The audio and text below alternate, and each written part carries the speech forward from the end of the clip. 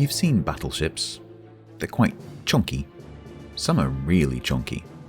And then there's this one. The USS the USS California. If you only take one thing from this review, remember that she is wide. Very wide. Killerbin kindly wrote a little historical summary for me. The 2nd Tennessee-class battleship California was laid down in 1916 and entered service in 1921. She was at Pearl Harbor on that fateful day when the Japanese attacked, and received hits from 2 torpedoes and 1 bomb, believed to be a converted Japanese 16-inch shell. Several of her crew were awarded the Medal of Honor for their actions during the attack. She sunk and settled on the harbor floor, and was subsequently the recipient of a major salvage and repair effort to return her to active duty. Once she was refloated, she was sent back to the US mainland for a total rebuild, giving the US Navy a new battleship on the bones of an old one. Her width was increased to 114 feet due to the addition of torpedo bulges, and her secondary and A armament were completely revamped. She would go on to serve in the Pacific until the end of the war, taking part in the last battleship versus battleship engagement ever.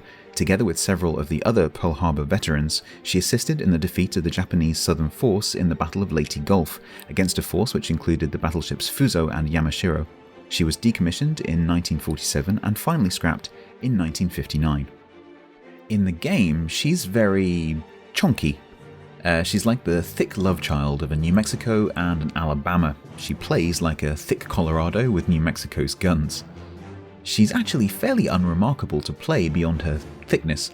She has the same long range and slow speed as similar USN battleships. She has the same guns as New Mexico, 4 triple 356mm guns, but at tier 7, these can feel a little lacking in impact, especially when up-tiered. Her health pool is below average. Her armor scheme is in line with other USN battleships, fairly strong, but easily citadeled from the side. Her AA is fairly strong. She has 4 dual-purpose double 127mm secondaries on each side, but lacks the base range to make a secondary build effective. Like many USN battleships, she's slow, but has a very good turning circle, allowing her to change direction and maneuver around islands easily. Her concealment is excellent at a minimum of 11.8 kilometers, meaning she can use her gun range to stay out of torpedo danger and go dark when needed. She can also mount a spotter plane, allowing her to shoot almost anywhere on the mid-tier maps. Her turret traverse is quite slow, so I do recommend taking expert marksman on your captain if you have enough points, but you'll still need to plan in advance to make sure your guns are on the right side of the ship. She can't really go to a flank to solve this issue as she's so slow. She'll be late to the party, or if the party's on the other flank, she'll never get there. She's simply too thick.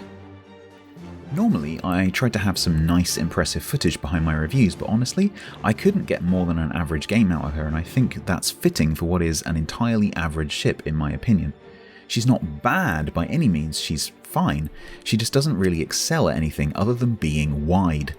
Personally though, I think she looks amazing, and if I hadn't been given her to review, I would be buying one just to have her in my collection. I don't know which camos will be available when she goes on sale because Wargaming don't tell us the details of the release in advance, but here is the standard Type 10 premium camo and the alternative colour scheme. She also has this Freedom camo available, which makes her look like an old New York skyscraper, complete with a bird gargoyle on the prow. In summary then, if you enjoy the slow speed, long range gameplay of ships like Colorado, you'll probably enjoy California, as long as you bear in mind her smaller caliber guns. And most importantly, always remember how incredibly wide she is. That's it from this thick review. I've been StatsBloke. You can catch me on Twitch at twitch.tv/StatsBloke. If you enjoyed this review, please do subscribe for more. Take care of each other, and I'll thick to you soon.